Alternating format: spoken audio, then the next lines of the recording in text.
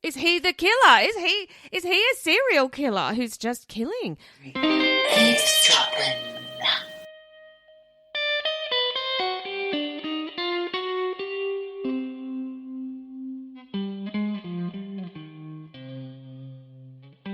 Well, hello, Michelle. Looking jaunty in green. Happy Pat's Day. Thank you very much. I have got a little leprechaun hat. That's not even Irish. I don't know what that that is. No, but it was a good attempt, Michelle. Well done. Thank you. I like it when you try. You're the one with all the good accents. Do an Irish one. To be sure. No, I can't do that. Let me think. Depends if you want Northern Irish or Southern Irish. I'm really enjoying my Northern at the moment, which is like number 8, RE, number 20. I like that. You do it well. Numbers. You do well. Thanks. I feel bad that I'm just treating you like a performing monkey. Like, do an accent for me. Dance, me little monkey, dance. I actually look like the monkey in this bloody little hat. It's ridiculous. Please do a dancing monkey dance for me for a video for this week's social media, Michelle. Oh, listen to us tittering and twittering. We need to welcome our listeners, Michelle. Yes, welcome. Welcome. Welcome to this week's episode of Eavesdroppin, the comedy storytelling podcast with me, Geordie. And me, Michelle. And Michelle. And you know what you guys are? You're eavesdroppers. Eavesdroppers, yeah. You are eavesdroppers because you are actually in the process of eavesdropping on us, just having a conversation right now. The only difference is we're not in the supermarket, we're not on the bus. We're recording it so that you can legally listen. Well done. That's right. And not have to be embarrassed. Don't be embarrassed. That you're eavesdropping on us in the charity shop. Do we look embarrassed, Michelle? No, do never. we look at you sitting there with a jaunty cap on, all in green? I know. You're not embarrassed. I actually rarely get embarrassed about anything these days. That's good. It's a good way to be. Honestly, life's too short to be embarrassed. Embarrassed about what? You know? Yeah. Just be you, Michelle. And give joy. Give love. Give joy, give love, give laughter when you're acting the goat, and give murder. Michelle, I've got a little listener feedback from last week's episode, which was the investigative deep dive from you, Michelle, about the Calvine funny-looking pyramid in the sky. But the feedback is actually from my part of the intro, which is when we were talking about Jesus might be an alien. Yes. We had a few religious facts wrong, according to listener Ray. When I say we, I mean me. Oh, no, you as well, actually, yes. He wanted to correct you. Listener Ray wrote in. He wanted to correct you about the commandment that you seem to be trying to remember, Michelle, when you were saying, thou shalt not ogle and your neighbour. Man's wife. Do you know what? I think it's just like, bam, bam, a bit of... Well, what did I do the other day? I think you're not allowed to your neighbour's wife. Well, it actually just says, thou shalt not covet thy neighbour's wife, or as opposed to oogle or ogle. And he also points out that within the same commandment, it says that we should also not covet our neighbour's donkey. That's disgusting. I know. What would you do with the donkey? What do you think? Obviously, it's just... No, it's not for those reasons. Surely, it's just... You know, oh, I want what she's got, or I want what he's got. That donkey, that wife. Geordie, there's already a commandment that says, thou shalt not steal, or something. Ray will get in touch if I got that wrong. All right. He's very religious secretly, isn't he? Oh, my goodness. Who knew?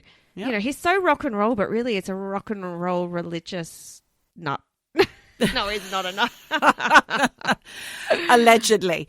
He also says that there'll be lots of other people writing in, but he is actually the one and only who's written in this week to say that Jesus had 12 apostles, or good friends as I called them.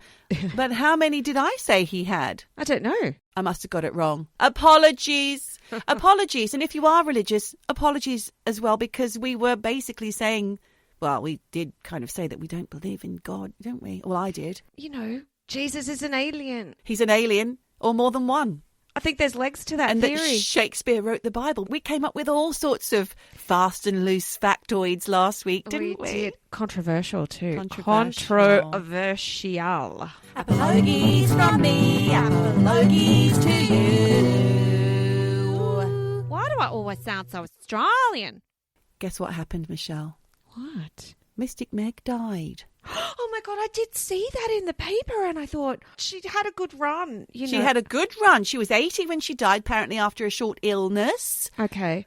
I wonder if she predicted it coming. I wonder. You've got to wonder, don't you, how good your skills are or if the universe protects you from your death date. That's an interesting thing that you just said there. Oh, the one and only. Very unusual. Unusually, you've said something interesting, though. That's not what I meant.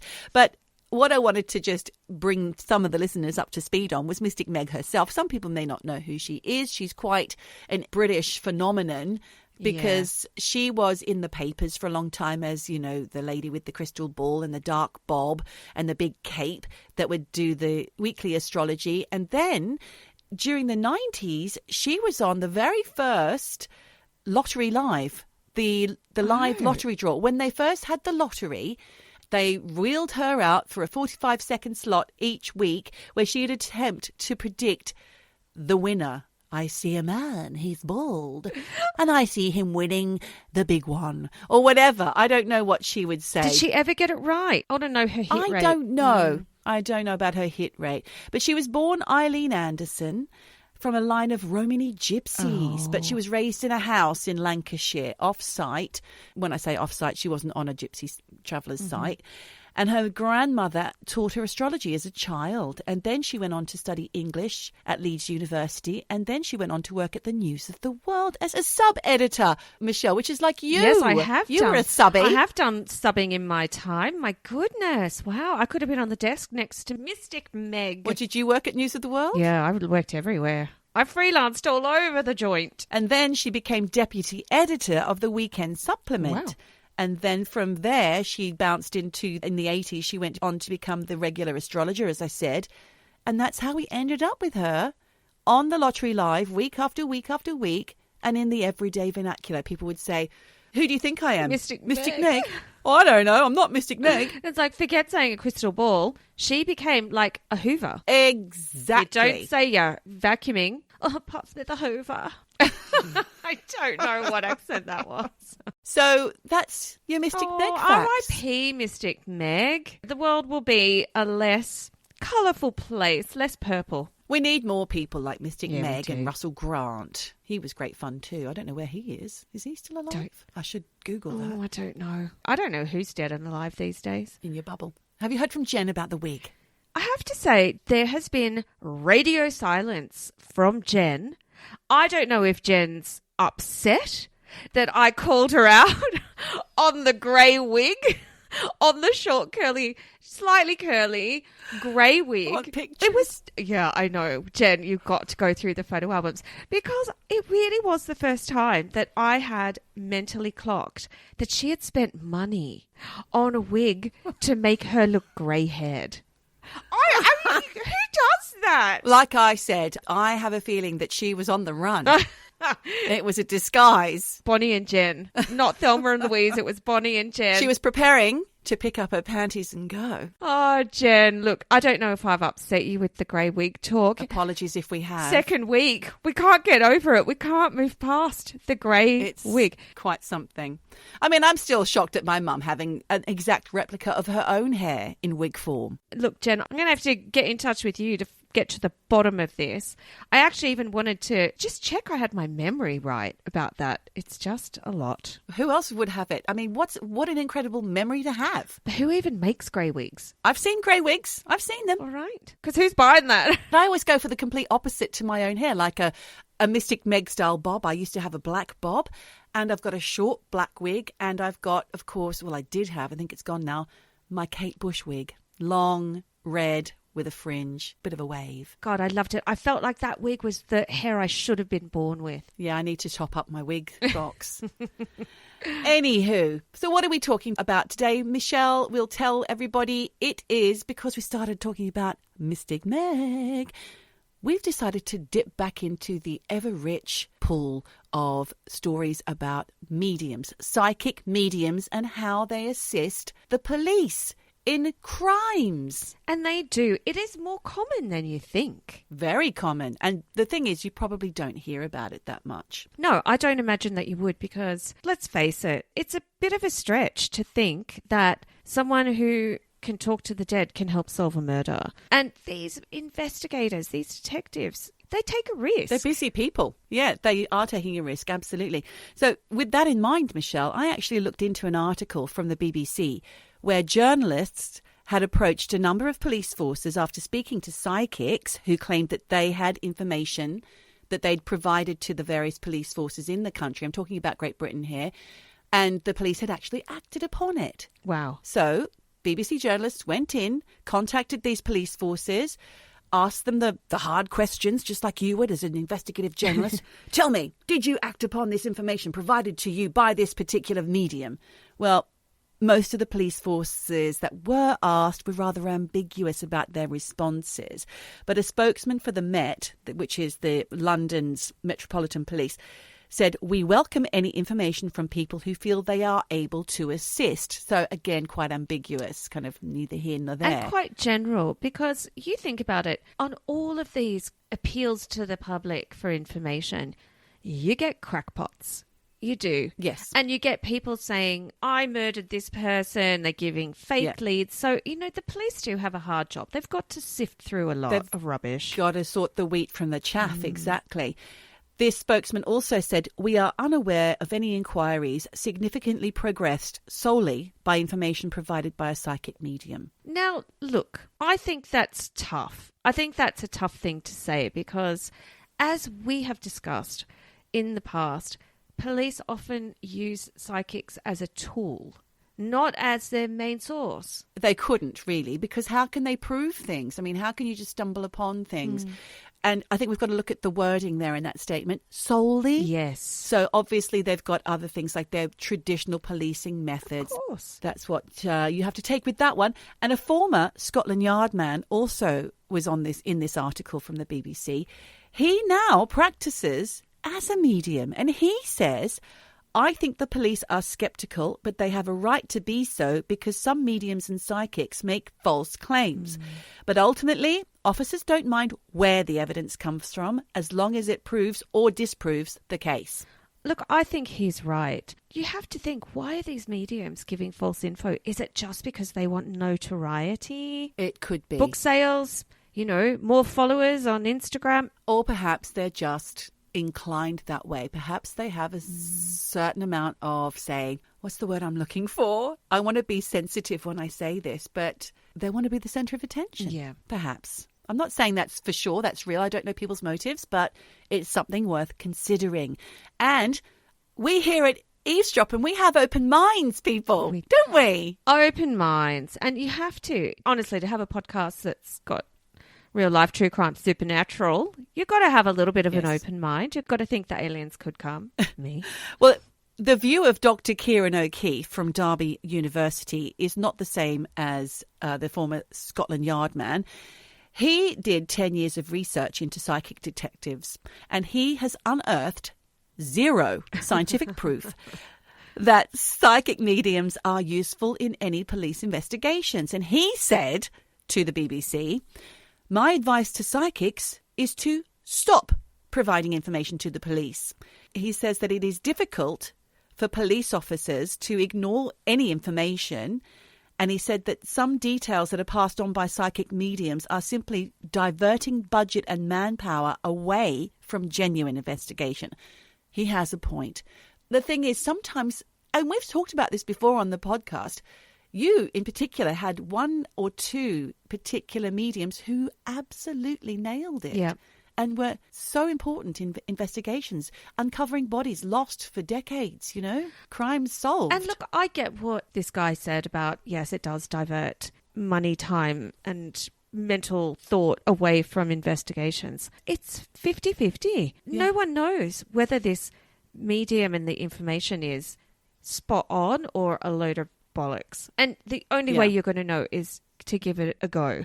And I think that they have as much right for their claims to be investigated as someone who's just calling up, oh, I heard a guy down the pub saying this. Sure.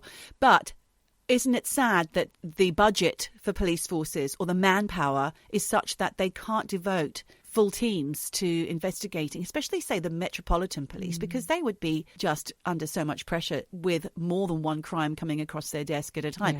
It's not bloody, Shipton Abbot, which is this made-up town in, where is it? In Devon. I'm watching it at the moment. It's one of those lovely, gentle detective cases where it's a bit like Doc Martin. He gets moved to a little town with his wife, and one crime happens a week, but they're not murders. No one dies. Hang on. So what's this series called? Beyond Paradise. Because I think he was in the one where they go to the Caribbean. It's the same guy. We call it Daddy because he looks like my children's father. Oh. The man in the... It's the guy from the BT ads. His name's Chris. I can't remember his last name, but he's an actor. He was in My Family back in the 90s. Very tall, goofy, ruffled, dirty blonde hair, kind of wearing a suit jacket and a shirt. And the kids are like, there's Daddy! It does sound quite like your husband. I'll have to give it a go. I'll link that up. It's a nice, gentle remedy to hard and fast zombie-style TV shows if you want a little break. Anyway, going back to what we were talking about, in addition to this research that was done into psychic mediums, the Ministry of Defence have had to publicly admit to spending £18,000 in 2007 carrying out secret tests to find out whether psychic powers could be used to detect hidden objects. Did you know this? No. It was similar to the US military's Stargate experiments. Have we talked about that before? I think we have, actually. We've talked about the US ones or something Stargate. very similar. Yeah, for sure. I'll dig back into that. Trying to harness psychic ability and using it in the war against war. In warfare. At the time, back in 2007, a spokesman for the Ministry of Defence said that the study had found that there was little value in using the technique in the defence of the nation. Let's not forget also that there's been use of brainwashing and MK Ultra. Yep. That was something that was used or trying to be utilised, like trying to have a sleeper agent that could suddenly click into action when they heard a certain word, having their minds broken down and rebuilt again, and then they would just go off and find themselves in a situation undetected because they don't even know themselves they're there to murder someone or to assassinate. Bizarre. Well, anyway, there's a podcast and a TV report, but it's back from the early 2000s, and it's from Donal McIntyre on this subject. So I think it's 2009, so maybe we'll find the link for that, Soz. Also, in this article, there was a psychic called Joe Power who was involved in the story, and he told the BBC that there was no doubt that he and others will continue to play a role in solving crime. And he says, I predict that in the next 30 to 40 years, you will actually get people like me who will find bodies. There's no question about it. The psychic world is moving on very fast and getting more accurate with the information all the time. Now, that was all back in 2000s, pre-2010, this article. Nicola Bulley, she was a 45-year-old mother, wife, mortgage advisor. She went missing this year, 2023, on January 27th, whilst on her morning dog walk along the River Wyre, which is in Lancashire, in a small village called St Michael's. You will have heard of it, Michelle, because you were here when that was all going on. Her family lived in that village, and she just dropped her kids off at school before arriving for her usual dog walk. And whilst on the walk, she sat down on a bench by the river and she logged into a work call at about 9:01. Her phone was then found about half an hour later by a dog walker on the bench, still connected to the work meeting that she'd been on minutes before, and her dog was pacing between the gate to a nearby field and the bench where the phone was found. Apparently, I did think, perhaps the dog had gone into the water and she tried to rescue it, but it was fast flowing and or maybe she tripped and fell and hit her head and was unconscious. Well, the dog was bone dry and he was running around without his harness or lead, which is fair enough because she'd taken him on a walk. She'd taken him all the stuff off and let the doggy run free, which is what I do. Nicola, sadly, her whereabouts remained a mystery for 3 weeks while police and rescuers searched the surrounding areas, and armchair sleuths got involved, as you've probably heard as well, Michelle. They descended on this peaceful village, hoping to help with a sighting or a clue. But not everyone was helpful. There were hindrances, and the police had to issue a dispersal order, which meant that people can just fuck off, please.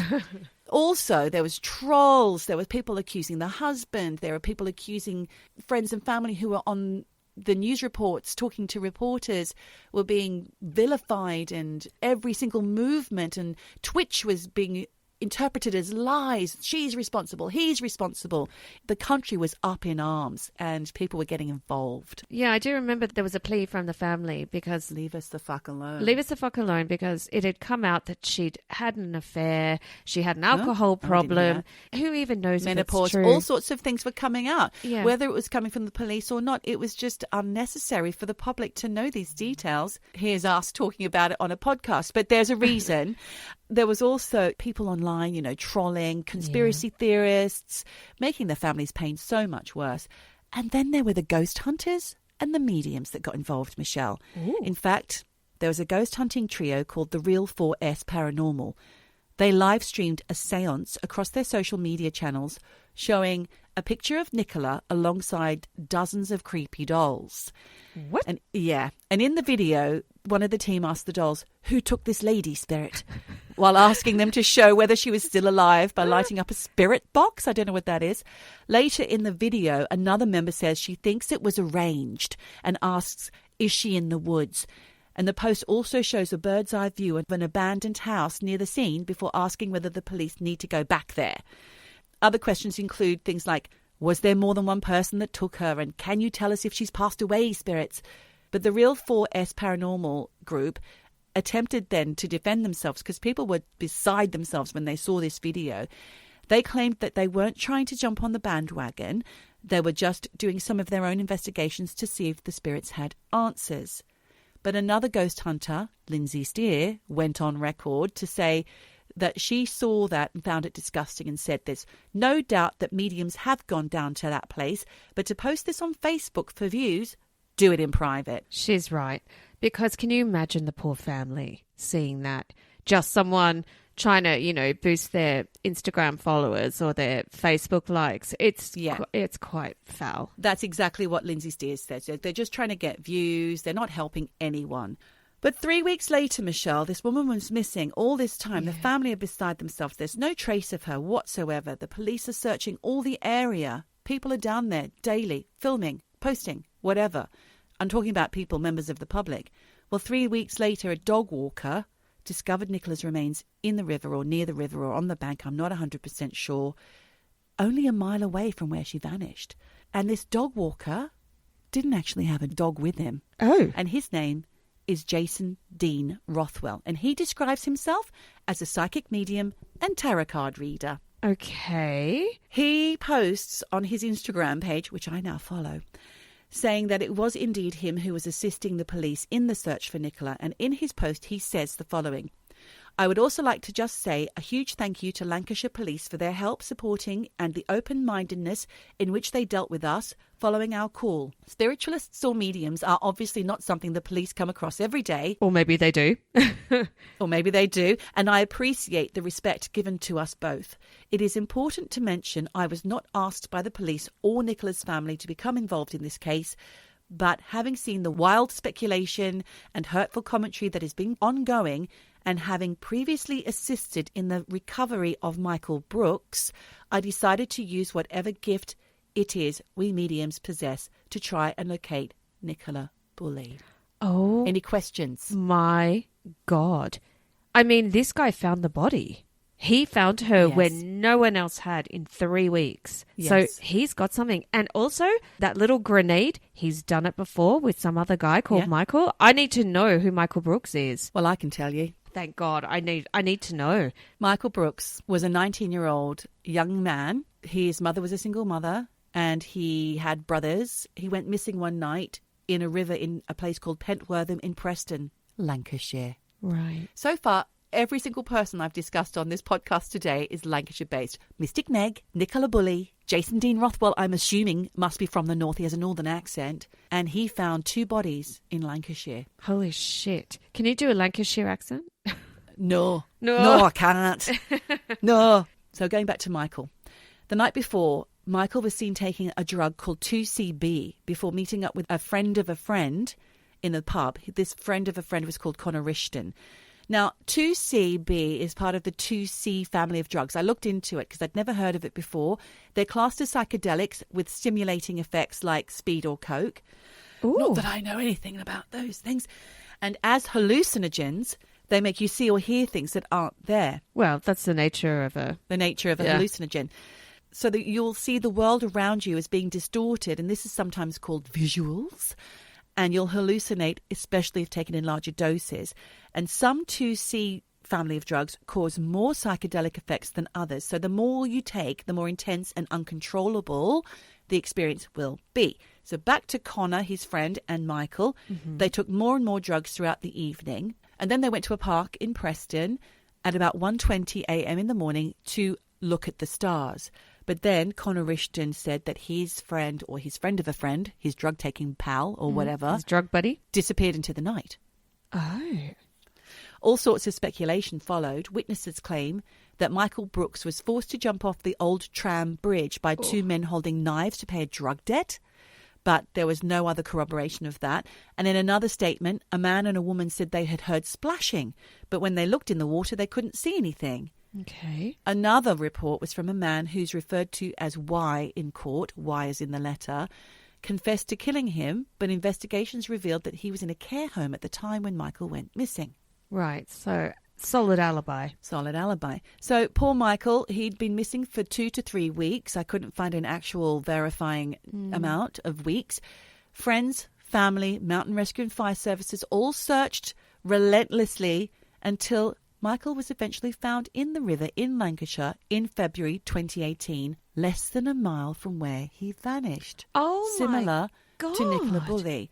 And I couldn't find any information about the person who found him, but Jason Dean Rothwell claims to be the person who either led the police to the spot where he was eventually found, or he found him himself. Wow. But I can't find the info. So, listeners, if you're good at research, go ahead and do that. But do you know what? He's not out there bragging about it. And if the police want to keep this on the lowdown, they're not going to say, oh, a psychic led us to the body. They don't want to say that stuff in public. You know, they're not going to go to the Independent or whatever newspaper or the Guardian and say that, because it doesn't make them look good. No, exactly. So if they have to get the word of a crackpot or whatever they'd like to call that person, that helps them eventually find. Anyway, it doesn't make sense. You're I right. think this is astonishing if this is true. Well, there's a lot of things, a lot of questions for me as well, but I'll tell you what I think in a minute, because I just want to round up Michael's story. A post-mortem into his death, because we haven't yet heard the post-mortem details of Nicola Bulley. We don't know anything more about her. Now it's gone quiet.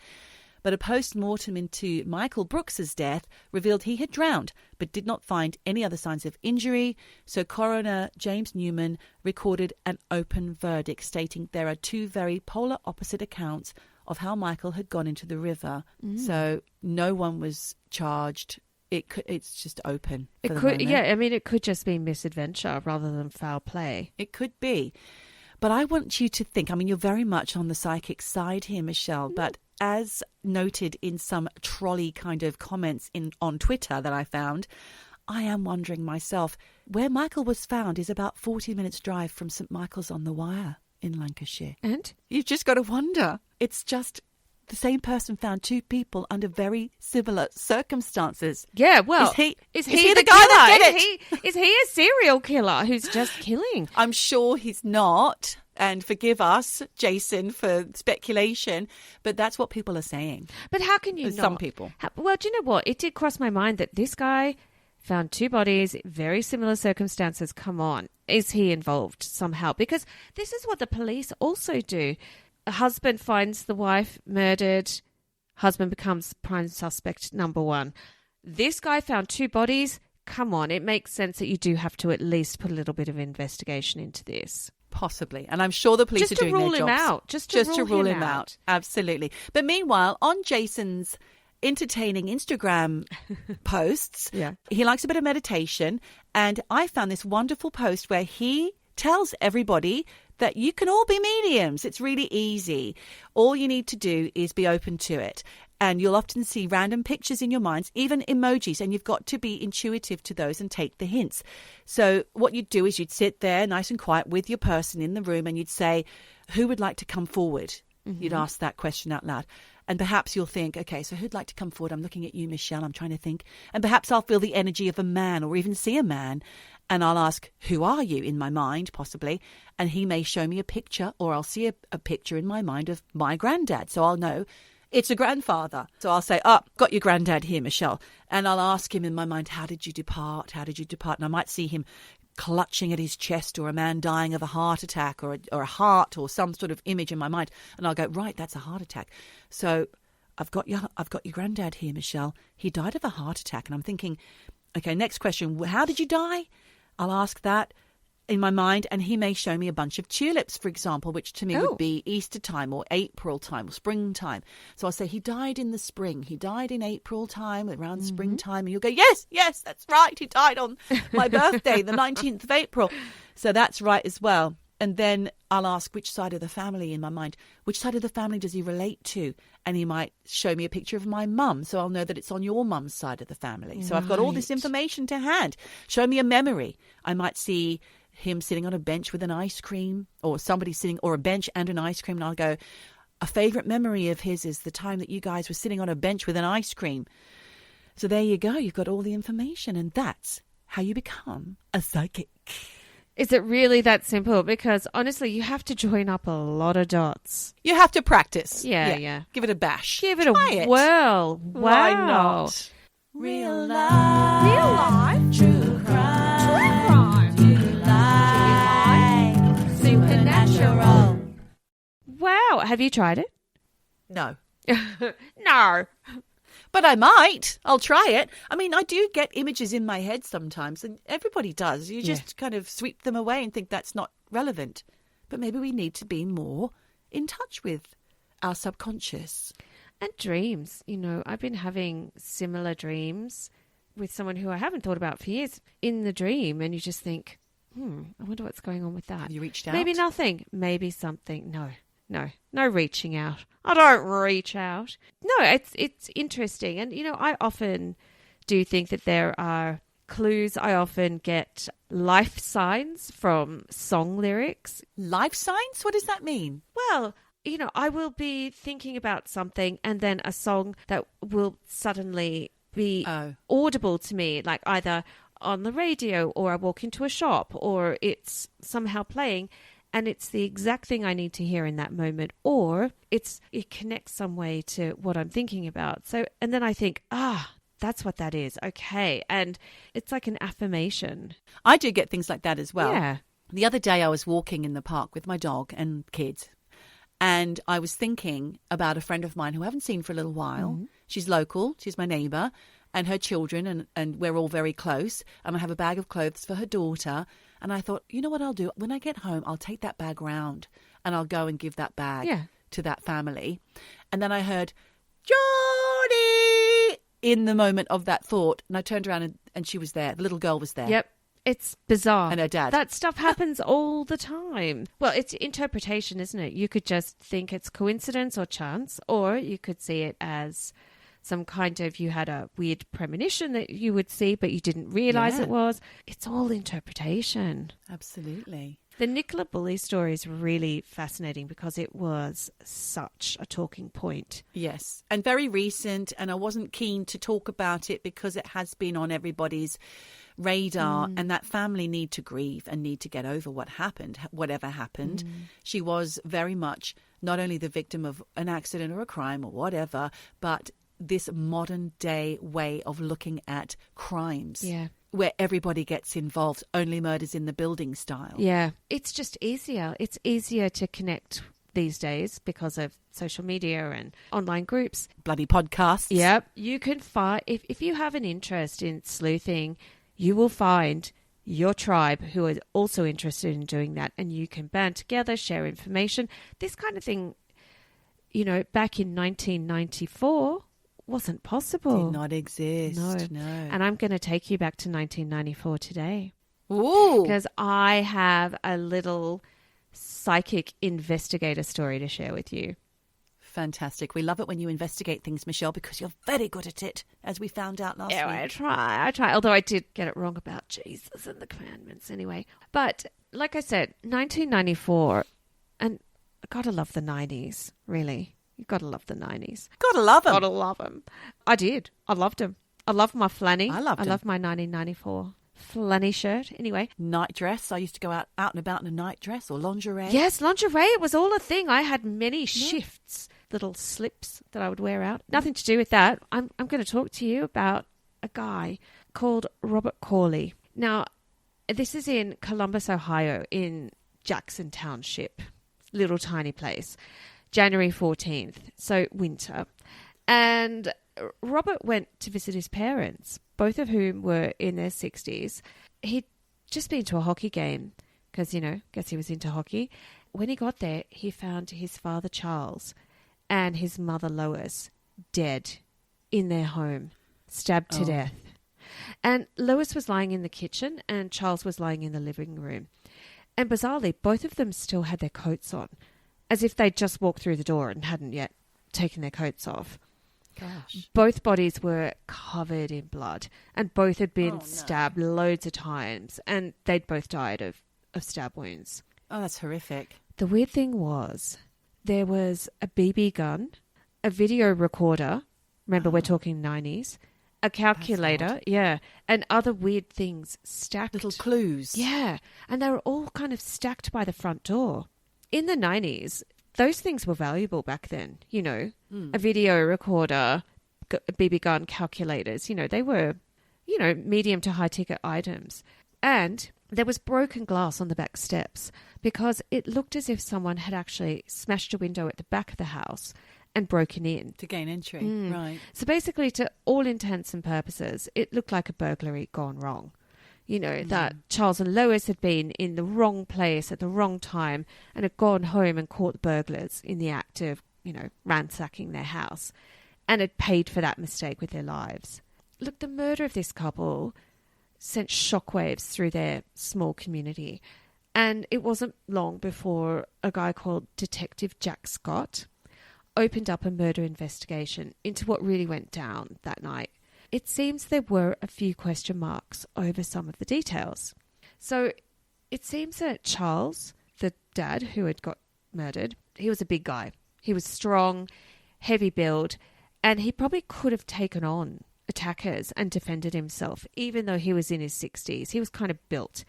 And he was the kind of guy who would have put up a fight against whoever was trying to, rob his house and harm him and his wife. When the investigators examined the house in detail, the burglary attempt looked quite shit, as if it could have been like first-time burglars just giving it a go at the Corleys' house. And the police pretty quickly came to the conclusion that whoever was trying to burgle the place was super inexperienced and did not know what they were doing. They didn't know how to burgle a house. It did look like they were interrupted in the middle of the robbing by Charles and Lois. The murder was pretty brutal. So yeah, sounds like it. Yeah, really. Should I have given a trigger?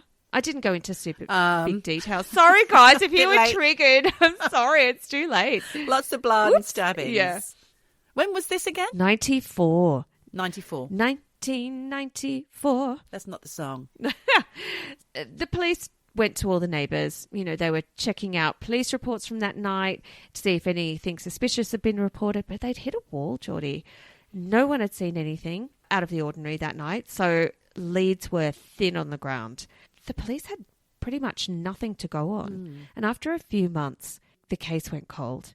The investigator, Zach Scott, decided to talk to the Corley family to see if anyone could help with any info, big or small. And like we talked about earlier, of course, the first person they questioned was Robert Corley, the son, who'd been the first on the scene that night and who had called the police. It seems his alibi was watertight. He said he'd asked to borrow some tools from his dad a few days earlier, but hadn't heard anything from his parents all weekend. So after the hockey game, he just thought, I'll just pop over and grab these tools.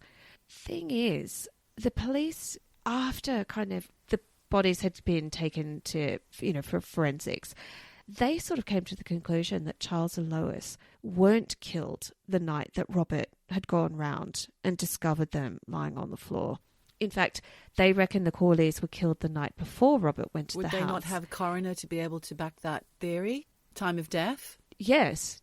And I think the coroner did say it was the day before. Okay. And actually, I'm just looking at my notes now. He hadn't gone to the hockey game on the night he found them. Sorry. He'd gone round there because he hadn't heard from his parents. No hockey game. No, the hockey game was the night before. Okay. When the police said, well, okay, so you've gone round to pick up some tools and say hi to your parents. Where were you the night before? And that's when he'd been to the hockey game. Sorry. Right. And it had finished and he'd just gone home after this hockey game, not to the parents' house. Sorry, you're confused. I'm confused. We're all confused. That's what happens on Eavesdroppin'. Fast and loose facts here, people. There was nothing out of the ordinary, apparently, the night before, because, you know, the wife corroborated the story. It was proven that he'd been at the hockey game. So, you know, Robert was off the hook. Okay. So after he was eliminated as a suspect, the police decided to look for other links to break-ins in the area and were there any patterns or other burglaries that could give them a clue. But when they dug into it, there was nothing. No leads. Nothing.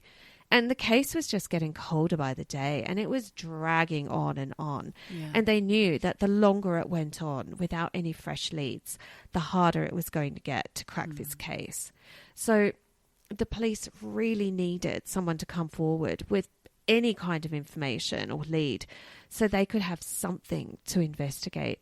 But again, there was literally nothing. Not from the public, not from forensics or anything. I mean, it was just cold.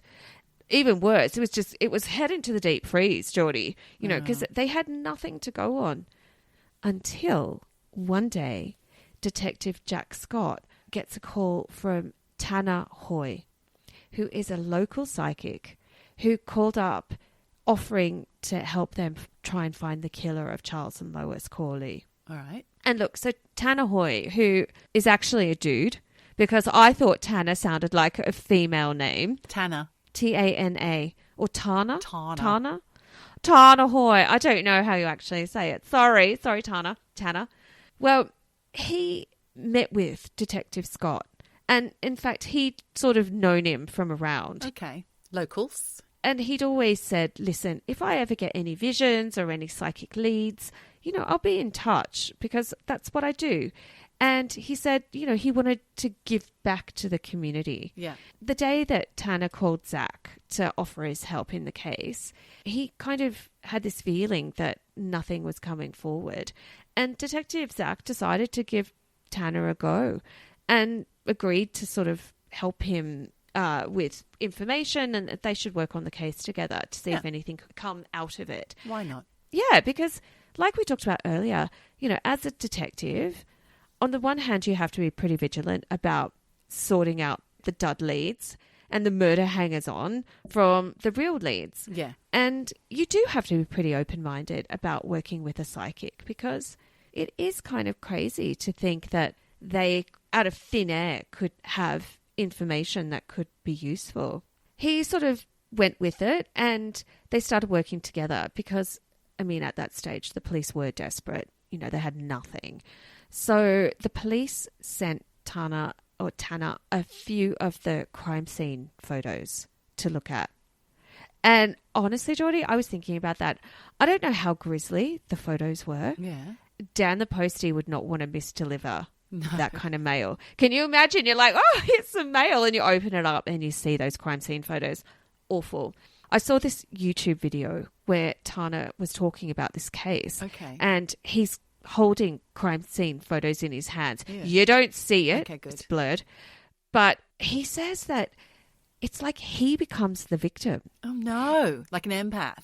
Yes. It's like he becomes that person and he can feel their emotions and their impressions. Oh, no. I'd hate that. It's worse than watching a zombie movie. Yeah, because he said it's almost The like he stress. sees through their eyes.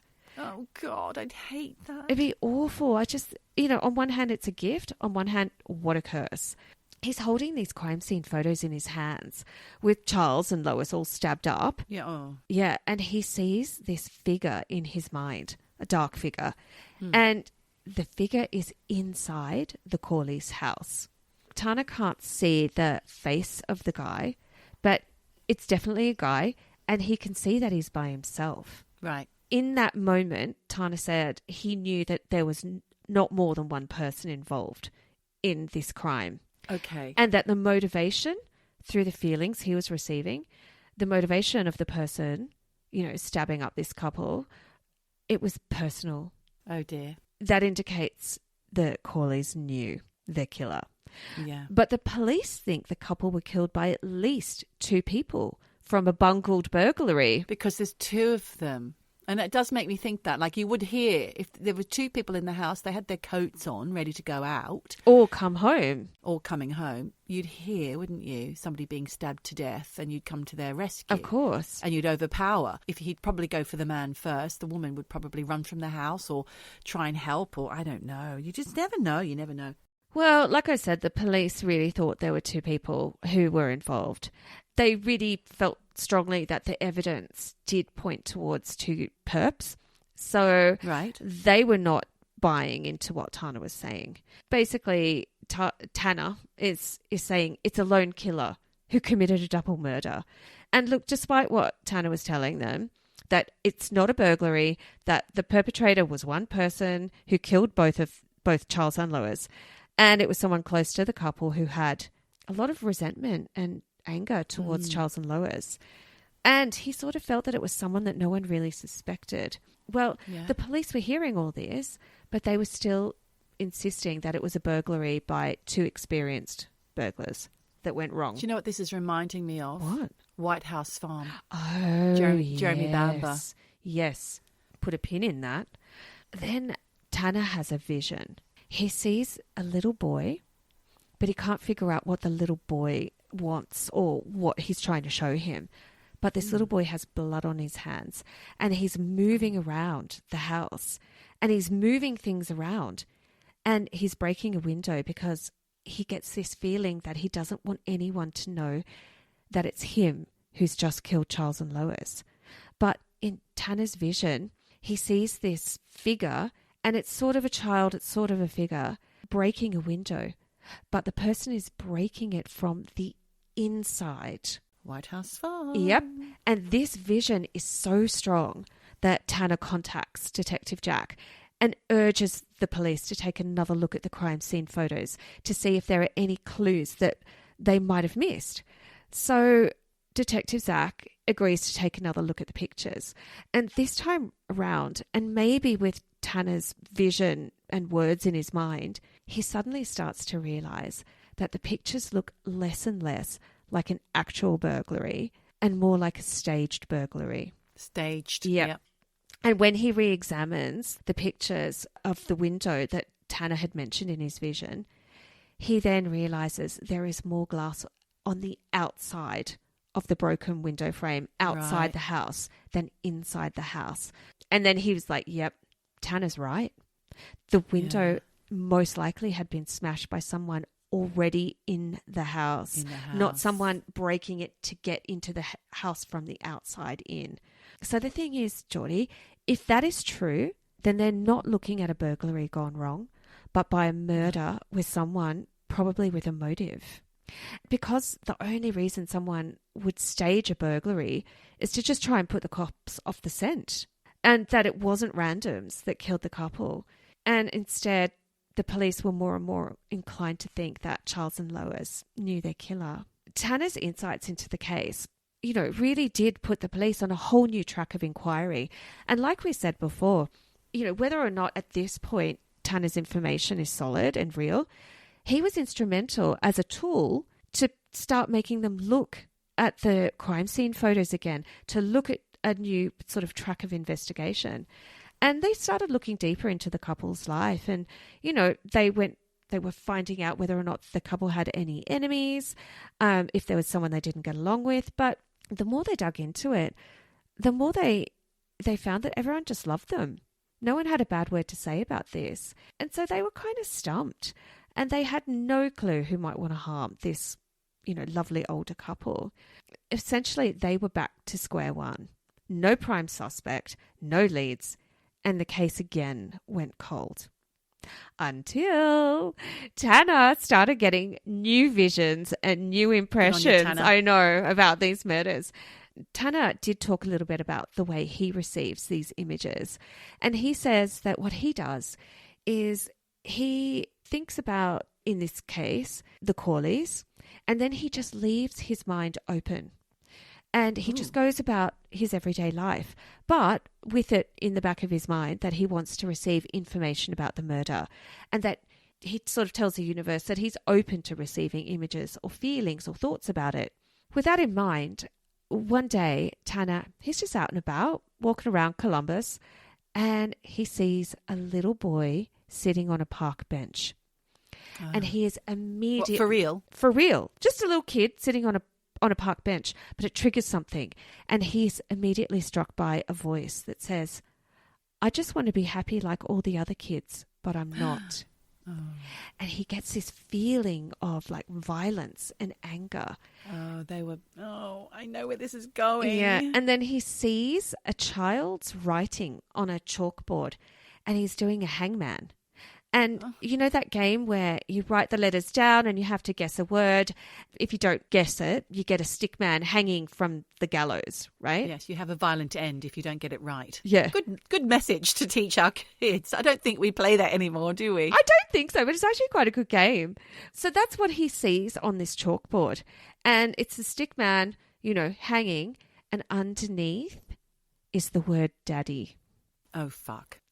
And in that moment, Tana says, I know who killed. Yes, so do I. Yeah, I know. It was Robert, right? So Tana goes to the police and talks to the Detective Jack and says, it's the son.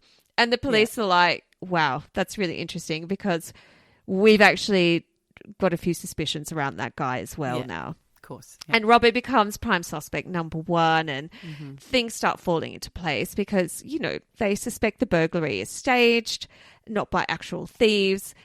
No one that night had reported hearing anything suspicious, no screaming or anything. So Charles and Lois obviously let their killer in because the window was smashed from the inside out, faked.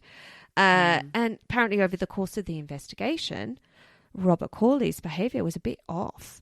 And apparently one of the key behaviours of the family of murder victims is that they keep in touch with the police. They want to know how the investigation's going. Are there any fresh leads? All that kind of thing. But hang on, wouldn't normal grieving families who had nothing to do with the murder be wanting the same information and be contacting? Exactly. Family members, friends, police get a lot of calls. Are you saying he wasn't doing that? No.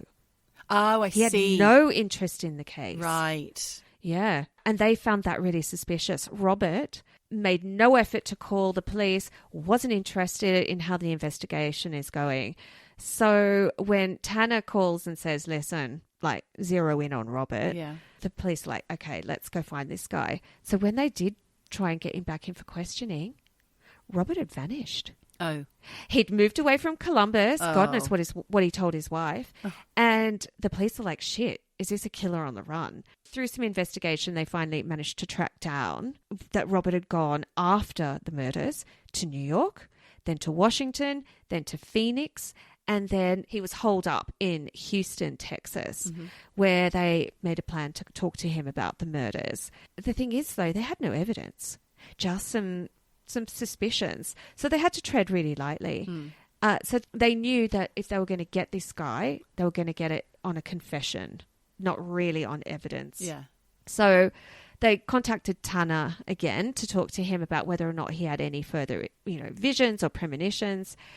And Tana did have a vision. He said, listen, this was not a moment of insanity. Planned. It was a long-held resentment and pain and hurt that he carried towards his father since childhood. He was tuning into the energy of Robert, and he said that he had the feeling that Robert felt that he had never lived up to his father's expectations or had his father's approval.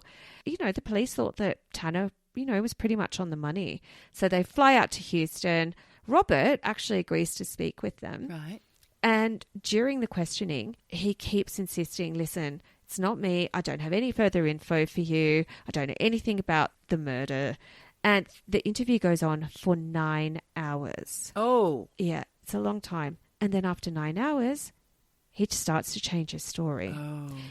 And he says that, yes, he went to see his parents after the hockey game, and that's when things turned ugly. And there's a tape recording that I actually heard of Robert saying suddenly, his dad was screaming at him and saying he was a failure and no good. And then he confesses. He says he stabbed his dad first, and he stabbed his dad in the stomach. Yeah. And his mum tried to intervene and stop the fight, but as she was trying to get away, he accidentally stabbed his mother. Right, accidentally. Wasn't there hundreds of stab wounds? Yeah. So, yeah, think of that what you will. And Robert Corley is, then has a trial. He's charged, and he's sentenced to 25 years. Okay. Tana solved the case. Well done, Tana, whatever your name is, Tana Hoy. Or did he? Why? Yes, because for the whole time Robert was in jail for the murder of his parents, he maintained his innocence, Geordie. Okay, but so does Jeremy Bamber. Yeah, okay. That's interesting. And look, in fact, he reckons that his 1996 confession... was coerced. Yep. He says it was coerced by investigators. 9 hours. Yep. Obviously, the jury had heard the tape recordings and the confession. He insisted, you need to look into this. It needs to be overturned. And he managed to get his thoughts and his plea in front of a judge. Okay. Who ruled in January 2012 that Robert was entitled to a new trial because his defence attorney had created a conflict of interest by having an affair with Robert's wife before, during and after the trial. Oh, my God. It's like a bloody sitcom. Not a sitcom. I know. A it's TV like show. Well, it's not a rom-com, I'll tell you that much. Dallas. And look, rather than going through a second jury trial, Robert was released after accepting a deal worked out by the Ohio. We have said that before. Stilettos. Ohio Stiletta. Ohio Public Defender's Office and the county prosecutor. Actually, he entered this thing called an Alford plea on 2 counts of voluntary manslaughter with the understanding that he could apply for probation after 6 months. And in an Alford plea, it means that the person doesn't admit guilt, but does concede that prosecutors have, enough evidence to get a conviction. And do you know what? He got released. Oh. He got released. I mean, he did do 17 years. Okay. But he's released and he's a free man. Now, they also discovered that there were two other people who were people of interest that were never properly investigated. And I have tried to find out who these people were and what that evidence was. It's nowhere. But the upshot here is, okay, if he really did get released and there's a question mark over whether or not he did kill his parents, or did he just get off because his defense attorney was shagging his wife and it was a technicality? I don't know. So Tana, it's now in question too whether or not his psychic leads were the real deal. It's not open and shut. It's not. So do you know what? It's actually quite an unsatisfying case, and Yes. that's where we have to leave it. Well, it's a good place to leave it, Michelle, because it's kind of where I left mine as well. Are psychic investigators legit? Yeah. Sometimes, maybe. Or are they just lucky? Or are they just really good at being intuitive? Yeah.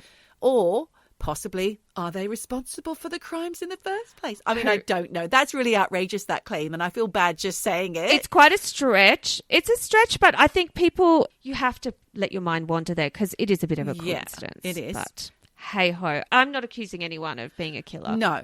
I mean... Just for the record. So don't come after me. The similarities between the two cases that I've raised were, the location, the missing for the same amount of time, and water being involved. It's just a lot. But then maybe that's just how Jason Rothwell works with water and location and, It's a speciality, maybe. Exactly. One good thing to remember is that psychics are taken seriously by police at times. Often not. Often are, often aren't. But it's good to know that the government and Ministry of Defence have actually put money into investigating whether or not these are things that are unseen and unproven at times, psychic ability, are actually legitimate. It's got legs. It's got legs. It's got legs. And do you know what, Geordie? I've got legs and I've got to use them because I've got to wrap this up. Wrap it right up, Michelle. You know what? It's time to go. Just remember, everybody, wherever you are And whatever you do, Just keep eavesdropping. Eavesdropping. Eavesdropping. Eavesdropping. Eavesdropping.